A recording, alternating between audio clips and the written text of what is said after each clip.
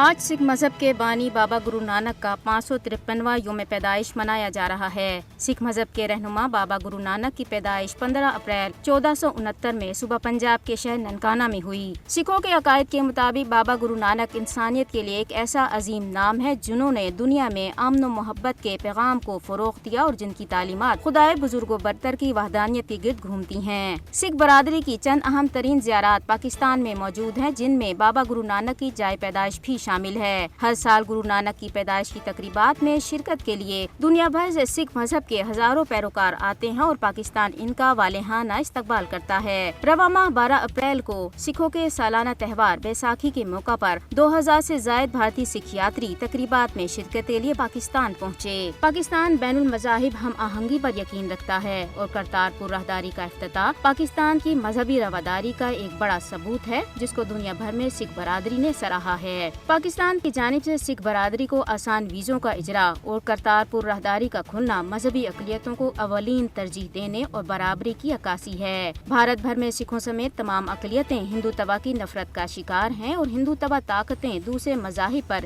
ہندو مذہب کا غلبہ چاہتی ہیں۔ 2014 میں مودی کے برسر اقتدار آنے کے بعد سے بھارت بھر میں مسلمانوں، سکھوں، دیگر اقلیتوں پر مظالم میں شدت آئی ہے۔ بھارت اس وقت اقلیتوں اور غیر ہندو برادریوں کے لیے دنیا کے سب سے خطرناک ممالک میں سے ایک بن گیا ہے۔ RSS کی حمایت یافتہ بھارتی حکومت نے اقلیتوں کا جینا حرام کر دیا ہے، جس پر مودی حکومت کو بین الاقوامی سطح پر شدید تنقید کا بھی سامنا ہے۔ بھارت میں سکھوں اور مسلمانوں سمیت تمام اقلیتوں کی حالت زار کو عالمی انسانی حقوق تنظیموں نے اپنی رپورٹوں میں دستاویزی شکل بھی دے رکھی ہے۔ جینوسائیڈ واچ پہلے ہی بھارت میں روانڈا کی طرح اقلیتوں خصوصاً مسلمانوں کی وہمانہ نسل کشی کے بارے میں خبردار کر چکی ہے، جبکہ حال ہی میں امریکہ نے بھی بھارت میں انسانی حقوق کی ابتر صورتحال پر گہری تشویش کا اظہار کیا ہے۔ بھارت میں اقلیتوں کے خلاف جرائم پر مودی حکومت کو جواب دہ بنانا وقت کی اہم ضرورت بن چکی ہے۔